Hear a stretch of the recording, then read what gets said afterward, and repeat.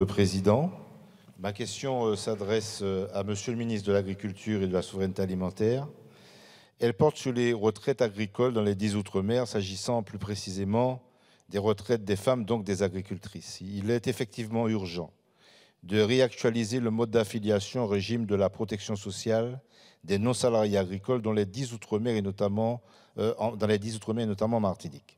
En effet, les dispositions de l'article L. 762-7 du Code rural et du décret numéro 85-589 du 3 juin 1985 instaurent un seuil de 2 hectares pondéré dans nos pays par des coefficients pour juger de la viabilité d'une exploitation et permettre l'affiliation de son exploitant à la protection sociale agricole.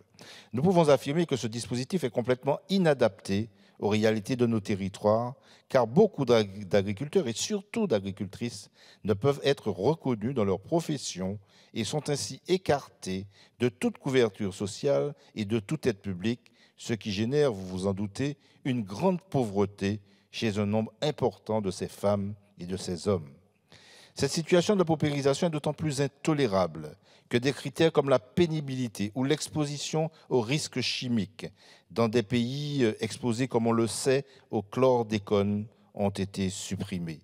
Nous souhaitons donc savoir, Monsieur le ministre, ce que vous comptez faire pour remédier à cette situation qui touche des agriculteurs et surtout des agricultrices et conjointes d'exploitants agricoles qui ainsi vivent en grande précarité aux Antilles. Il est en effet urgent d'actualiser le régime de protection sociale des exploitants et exploitantes agricoles dans les 10 Outre-mer. Urgent, tant il est vrai que c'est la double peine pour ces personnes et leurs familles. Et je vous laisse imaginer les conséquences de la loi relative aux retraites. Ce ne serait pas seulement la double, mais la triple peine pour ces familles. Merci. Merci, monsieur le député. Monsieur le ministre. Merci, Monsieur le Président. Monsieur le député Marcellin Nadeau, je vous prie de bien vouloir excuser l'absence du ministre de l'Agriculture, Marc Fesneau, et je réponds à sa place. Comme vous le savez, les salariés agricoles relèvent en Outre-mer du régime général. Le gouvernement veille à la coordination entre le régime agricole et le régime général. Nous utilisons par exemple pour ces salariés les tableaux de maladies professionnelles du régime agricole qui sont plus adaptés que les tableaux du régime général. À ce titre, et puisque vous évoquez également la question de l'exposition aux risques chimiques, je tiens à souligner en la matière l'action du gouvernement en métropole et en Outre-mer pour la prévention des risques, mais aussi pour la réparation avec la mise en œuvre du fonds d'indemnisation des victimes de pesticides et la création récente du tableau de maladies professionnelles du cancer de la prostate. Pour les exploitants agricoles en Martinique, le montant des cotisations sociales dépend de la superficie exploitée, évaluée en hectares pondérés et basée sur la nature de la production animale ou végétale et non en fonction du revenu professionnel, comme c'est le cas dans l'Hexagone. À partir de 2 hectares pondérés, les non-salariés agricoles sont redevables de cotisations sociales pour eux-mêmes, mais aussi pour les membres de leur famille participant aux travaux de l'exploitation. C'est le cas pour les conjoints collaborateurs des chefs d'exploitation, majoritairement des femmes, qui bénéficient bien d'une protection sociale, même si elle est moindre. En revanche, et contrairement à ce que vous avez peut-être pu sembler mentionner, en raison de la spécificité de l'assiette des non-salariés agricoles ultramarins, il n'y a pas de cotisation de solidarité en Outre-mer.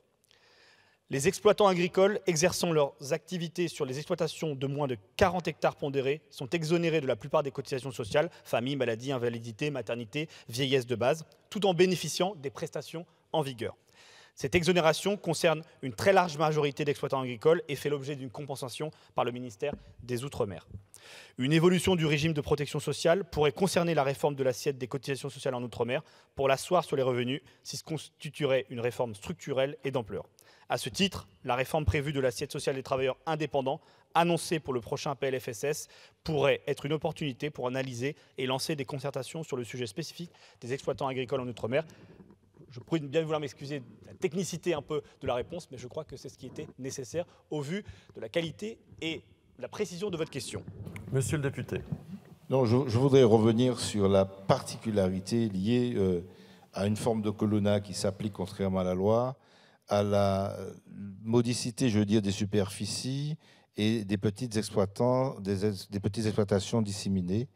Bon, puisque vous envisagez quelques solutions à travers des réformes à venir, certes, j'en prends acte, mais je dois insister, notamment, c'est des éléments qui sont remontés d'organisations de femmes.